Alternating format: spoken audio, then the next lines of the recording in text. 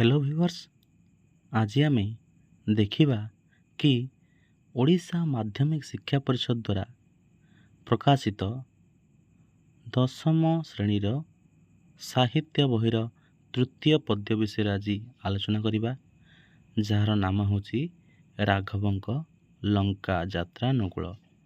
कवि सम्राट उपेन्द्र भंज, जे कि सप्तदश अष्टादश शताब्दीर ये प्रख्यात कवि थे। से कवि विषय आज आलोचना करदे, तापर आम राघवंक लंका यात्रा अनुकूल टी आरंभ करवा। ठीक अच्छे, चलते डेरी नक आलोचना करवा। कवि सम्राट उपेन्द्र भंज, जी कि ऋतुजुगर श्रेष्ठ कवि भाव में सर्वपरिचित। ठीक अच्छे, से सप्तदश शताब्दीर शेष भाग घुमुसर राजवंश जन्मग्रहण घुमुसर राजवंश सेठी से जन्मग्रहण करथिले। राम तारक मंत्र जप करी से दिव्य कवित्वर अधिकारी होइतिले। तासह तांकर केतेक कृति गुड़िक मध्य देखि नेबा। वैदेही विलास, लावण्यवती, कोटि ब्रह्मांड सुंदरी, प्रेम सुधानिधि, सुभद्रा परिणय, जहाँकि आज आम घरे घरे परिचित अर्जुन बा आमर भारत लीला, से सुभद्रा परिणय, रसिक हारावली, छांदभूषण प्रभृति नाना पौराणिक रचना काल्पनिक काव्य, ता सहित अनेक छांद चौपदी एसबू रचना करी ओडिया साहित्यर श्रीवृद्धि रचना करथिले। भंजीय सृष्टि गुड़िक रचनाशैली आलंकारिक सुषमा और वर्णना वैचित्र्य विशेष आकर्षणीय। तेणुक यही कवि सम्राट उपेन्द्र भंज को कहीं कवि श्रेष्ठ कवि सम्राट बोली कह जाए। देख, राघवंक लंका यात्रा अनुकूल पढ़िया पूर्वर आमको किसी पूर्व प्राक सूचना देवाक पड़ो। देख, राघवंक यही लंका यात्रा अनुकूल शीर्षक कविताटी कवि सम्राट उपेन्द्र भंजक राम काव्य वैदेही विलास तार 40 छंदर गृहीत। ठीक अच्छे, आउ यही जो वैदेही विलास तार आद्य वर्ण क्यों अक्षर द्वारा होती ना ब अक्षर ही आरंभ। ब आद्य वर्ण लिखित यही काव्यटी 52 छंद विशिष्ट। ठीक अच्छे, देख आउ ए कौन अच्छी विषय वस्तु ना पितृसत्य पालन कर रामचंद्र जितेबाला वनवास करते सेतेबेले पत्नी सीता और अनुज लक्ष्मण को तांकर सांगर धरी जाइथिले। सेमाने पंचवटी अरण्य बास करथिबा समय लंकार राजा रावण छंदोबेश आसी सीता को चोरी कर नहीं गले। राम और लक्ष्मण सीतांकर संधान न पाई व्याकुल हेले। तापर आउ कौन होइछि ना जेतेबेले से राम सीतांकर संधान पाई जाइछथि, एही समय जटायु नामक एक गृध्र पक्षी जे कि राम को सीतांकर अपहरणर बार्ता देले। यही संवाद पाई राम सीतांक अनुसंधान बाहरले। आ जाऊ जाऊ कौड़े पहुँचले ऋष्यमुख पर्वत में सुग्रीव को भेटिले। आउ सुग्रीव सहित मित्रता करी बालीकुमारी हनुमान आदि सहचर मानक नहीं लंका यात्रा पाई मनस्थ करथिले। एणु जेतेबेले लंका को जीवाक चेष्टा कले सेतेबेले कौन होइछि ना विशाल समुद्र सेमानक साथी बाधा सृष्टि कला। आउ ए विशाल समुद्र को केमिति जीवा ना विशाल समुद्र को पथर पोती बंध निर्माण करी लंका जाई से सीता को उद्धार करने प्रयास करथिले। ठीक अच्छे, तेबे चल देखिबा एई राघवंक लंका यात्रा अनुकूल कौन कौन होइछि। बलिला राघव आशा सीता प्रापति रे, विचारिले सिंधुपति जीवा पर्वत रे जे। बुड़ी गला पकाइले कपि जेते गिरी, बुदु बुदु नदी से जल पिपीकृत करिजे। यार अर्थ, बलिला राघव आशा सीता प्राप्ति रे, जेतेबेले सीता को प्राप्त हेबा पई राघव माने किए रामंकर आशा बलिला, सेतेबेले से कौन कहले ना विचारिले कि सिंधुपति जीवा पर्वत रे, माने पर्वत पत्थर रे सिंधु को पोती आमे लंका को जीवा। से पत्थर द्वारा बंध बांधी ଲଙ୍କା ଯାତ୍ରା ପାଇଁ ସାଗର ଅତିକ୍ରମ କରିବାକୁ ବିଚାର କଲେ। ଠିକ୍ ଅଛି। ତାପରେ କ'ଣ ହେଇଛି ନା ବୁଡ଼ିଗଲା ପକାଇଲେ କପି ଯେତେ ଗିରି ବୁଦ୍ ବୁଦ୍ ନଦୀ ସେ ଜଳ ଫିଫିକୃତ କରି। ବାନର ସେନାମାନେ ଯେତେ ପର୍ବତ ଆଣି ସମୁଦ୍ରରେ ପକାଇଲେ ମଧ୍ୟ ତାହା ଅଥଳ ସମୁଦ୍ରରେ ବୁଡ଼ିଗଲା। ଏପରିକି ସେଗୁଡ଼ିକ ବୁଦ୍ ବୁଦ୍ କରି ଯେମିତି ପାଣି ଫୋଟକା ସୃଷ୍ଟି କଲା ଭଳି ଭିତରେ ପଡ଼ୁଥାନ୍ତି ଆଉ ବୁଡ଼ି ଯାଉଥାନ୍ତି। ଏମିତି ସାଗରରେ ଅନେକ ପର୍ବତ ବୁଡ଼ିଗଲା। ତେବେ ଚାଲ ଦେଖିବ ନେକ୍ସଟ ଷ୍ଟାଞ୍ଜାକୁ। ବିସ୍ମୟ ନିଶ୍ୱାସ ତେଜି ବରୁଣ ପ୍ରସନ୍ନେ ବିନାଶନରେ ଶୟନ ସେ ଦର୍ଭ ଶୟନ ଯେ। ଏହାର ଅର୍ଥ କ'ଣ? ଯେତେବେଳେ ସାଗରରେ ଅନେକ ପର୍ବତମାନ ଯେତେବେଳେ ବୁଡ଼ାଇଲେ ନା ସେତେବେଳେ ଏପରି ଭାବେ ସାଗରରେ ପର୍ବତ ଗୁଡ଼ିକ ବୁଡ଼ି ଯାଉଥିବା ଦେଖି ଶ୍ରୀରାମ ବିସ୍ମିତ ହୋଇଗଲେ। ଶେଷରେ କ'ଣ ପାଞ୍ଚିଲେ ନା ବରୁଣ ଦେବତାଙ୍କୁ ତୃପ୍ତ କରିବା ପାଇଁ ସେ କୁଶଶଯ୍ୟାପୂର୍ବକ ଅନଶନ ବ୍ରତ ଆରମ୍ଭ କଲେ।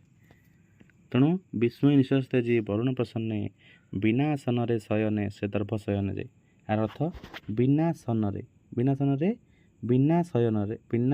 ବିନା ଅସନରେ ମାନେ ବିନା ଖାଦ୍ୟରେ ବିନା ଶୟନରେ ସେ ଦର୍ଭ ଶୟନ ଯେ। କା ଦର୍ଭ ମାନେ ସାଗର ବରୁଣ ଦେବଙ୍କୁ କ'ଣ କଲେ ନା ଆରାଧନା କଲେ ତାଙ୍କୁ, ଯାହାଦ୍ୱାରା ବରୁଣ ପ୍ରସନ୍ନ ହେଲେ ଲଙ୍କାକୁ ଯିବା ପାଇଁ ସେତୁ ବନ୍ଧ ବାନ୍ଧି ପାରିବେ। ଠିକ୍ ଅଛି।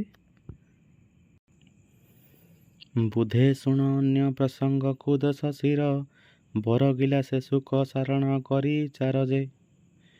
ବିଭୀଷଣ କହେ ଜ୍ୟେଷ୍ଠ ଭ୍ରାତା ପିତା ସରି ବୁଝି ନ ବୁଝି କୋପିତା ବାଣୀ ପିତା କରି ଯେ। ଏହାର ଅର୍ଥ କ'ଣ? ଦେଖ ଏଇ ଷ୍ଟାଞ୍ଜାରେ କ'ଣ କହିଛନ୍ତି ନା ଯେତେବେଳେ ବୁଧେ ଶୁଣ ଅନ୍ୟ ପ୍ରସଙ୍ଗକୁ ଦଶ ଶିର ବରଗିଲା ସେ ସୁଖ ସାରଣ କରି ଚାର ଯେ। ଏହାର ଅର୍ଥ ନା ଅନ୍ୟ ଏକ ପ୍ରସଙ୍ଗକ୍ରମେ ରାବଣ ତାର ଦୁଇ ମନ୍ତ୍ରୀ ସୁଖ ସାରଣ ତାର ଦୁଇ ମନ୍ତ୍ରୀ ଯାହାକୁ ଦୂତ କରିକି କୋଡ଼ି ପଠେଇଛି ନା ବିଭୀଷଣ ପାଖକୁ ପଠେଇଛି। ବିଭୀଷଣ ଅଙ୍ଗଦ ପାଖକୁ ହିଁ ପ୍ରେରଣ କରିଛି। କ'ଣ ନା ବିଭୀଷଣକୁ କହିବ ଯେ ଜ୍ୟେଷ୍ଠ ଭ୍ରାତା ପିତା ପରି ତା କଥାକୁ ରାଗ କରିକିରି ବୁଝି ନ ବୁଝିକିରି ରାଗ କରି ପଳେଇ ଆସିଲୁ। ଏମିତି କ'ଣ ଠିକ୍ କଥା? ତୁ ଫେରି ଚାଲ। ଏମିତି ବିଭୀଷଣକୁ ମନାଇବାକୁ ସୁଖ ସାରଣଙ୍କୁ ରାବଣ କହିଛି। ତ ସେ ବିଭୀଷଣ ଉଦ୍ଦେଶ୍ୟରେ ସୁଖ ସାରଣଙ୍କୁ କ'ଣ କହିଛି ନା ବିଭୀଷଣକୁ ବୁଝାଇ ଦିଅନ୍ତୁ ଯେ ବଡ଼ ଭାଇ ପିତୃତୁଲ୍ୟ, ତାଙ୍କ କଥାକୁ ମନ୍ଦ ଅର୍ଥରେ ଗ୍ରହଣ କରିବା ଉଚିତ ନୁହେଁ। ଠିକ୍ ଅଛି।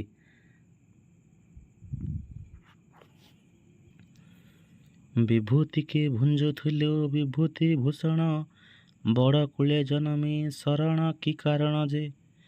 ବୋଲ ଅଙ୍ଗଦକୁ ପିତା ଶତ୍ରୁ ଭକ୍ତି ପୁଣ୍ୟ ବାଦର ଚାଇ ପିତୃବ୍ୟ ବାହୁଡ଼ା ସୈନ୍ୟ ଯେ।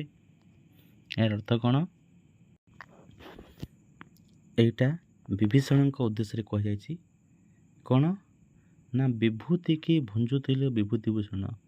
ରେ ବିଭୀଷଣ, ତୁ ରାଜଭୋଗ ଛାଡ଼ିକିରି ଉଚ୍ଚ କୂଳରେ ଜନ୍ମ ହୋଇକିରି ତୁ କାହିଁକି ଛାଡ଼ିକି ଗଲୁ? ବଡ଼ କୂଳେ ଜନମୀ ଶରଣ କି କାରଣ ଯେ। ସେ ଗୋଟେ ସନ୍ନ୍ୟାସୀ ପାଖରେ ତୋର କି ଶରଣ ପ୍ରୟୋଜନ ଅଛି? ତୁ ବଡ଼ କୂଳରେ ଜନ୍ମିଥିଲୁ, ବିଭୂତି ଭୂଷଣ ମାନେ ଭୋଗ ରାଜଭୋଗ ସବୁ କରୁଥିଲୁ। ତୁ ନିଜ ବଡ଼ ଭାଇର ରାଗକୁ ନ ମାନିକିରି ରାଗିକିରି କାହିଁକି ତୁ ବାହାରକୁ ଗଲୁ? ଏସବୁ ଅନେକ ପ୍ରକାରରେ ରାବଣ ବିଭୀଷଣକୁ ବୁଝାଇବା ପାଇଁ ସୁଖ ଓ ସାରଣକୁ ପଠେଇଛନ୍ତି। ତ ଏହାର ସ୍ପଷ୍ଟ ଭାବେ କହିବାକୁ ଗଲେ କ'ଣ ନା ରାଜ ବିଭୂତି ଭୋଗ ଛାଡ଼ି ଉଚ୍ଚ କୂଳରେ ଜନ୍ମଗ୍ରହଣ କରି ଜଣେ ସନ୍ନ୍ୟାସୀର ଶରଣ ନେବା ଗ୍ରହଣୀୟ ନୁହେଁ। ଏକଥା ରାବଣ ସୁଖ ସାରଣଙ୍କ ମାଧ୍ୟମରେ ବିଭୀଷଣ ପାଖକୁ ଏ ବାର୍ତ୍ତା ପଠେଇଛନ୍ତି। ତାପରେ ଦେଖିବା କ'ଣ ଅଙ୍ଗଦ ପରିରେଖରେ ମଧ୍ୟ କ'ଣ କରୁଛନ୍ତି ଦେଖ। ବୋଲ ଅଙ୍ଗଦକୁ ପିତା ଶତ୍ରୁ ଭକ୍ତି ପୁଣ୍ୟ ବାଦର ଚାଇ ପିତୃବ ବାହୁଡ଼ା ଓ ସୈନ୍ୟ ଯେ। ଦେଖ ଅଙ୍ଗଦ ଉଦ୍ଦେଶ୍ୟରେ ରାବଣ ଶୁକସାରଣ ଦ୍ୱାରା କି ବାର୍ତ୍ତା ପଠାଇଛି? ସେ ଅଙ୍ଗଦ ପାଇଁ କ'ଣ କହିଛି ନା ପିତା ଶତ୍ରୁଙ୍କୁ ଭକ୍ତି ପୁଣ୍ୟ କରି କ'ଣ କରୁଛୁ ନା ବାଦ ରଚାଇ ଝଗଡ଼ା କରିକି ପିତୃବ୍ୟ ମାନେ ପିତା ତୁଲ୍ୟ କାହାକୁ ପିତା କିଏ ସୁଗ୍ରୀବ ତା ସହିତ ବାହୁଡ଼ା ସୈନ୍ୟମାନଙ୍କୁ ମଧ୍ୟ ବାହୁଡ଼ାଇ ନେଇଯିବ। ତମେ ସେ ପିତାର ଶତ୍ରୁ ଯିଏ ତା ଉପରେ ଭକ୍ତି ପୁଣ୍ୟ କରିକିରି ସମୟ ବର୍ବାଦ କର ନାହିଁ ଆଉ ନିଜ ପିତୃବ୍ୟଙ୍କୁ ଧରିକି ବାଦ ବିବାଦ ସବୁ କରିକି ନେଇଯାଅ ଘରକୁ। ଏମିତି ରାବଣର ବାର୍ତ୍ତା ଶୁକସାରଣ ମାଧ୍ୟମରେ ଅଙ୍ଗଦ ପାଖକୁ ପ୍ରେରଣ କରିଥିଲା। ତାପରେ ଦେଖ ବିହାୟ ସେ ବିହରି ସାଗର ଜିଣି ଯାଇ ବର୍ତ୍ତକ ସ୍ୱରୂପ ଧୃତ କେକେଟିହ କହିଯେ ବିଖ୍ୟାତ କରୁ ବିଂଶତି କର କହିବାର ବୋଧ ଉଭୟ ଭୟରେ ପଳାଇ ସତ୍ୱର ଯେ। ଏହାର ଅର୍ଥ ଦେଖ ବିହାୟ ସେ ବିହରି ସାଗର ଜିଣି ଯାଇ ବିହାୟ ଅର୍ଥ କ'ଣ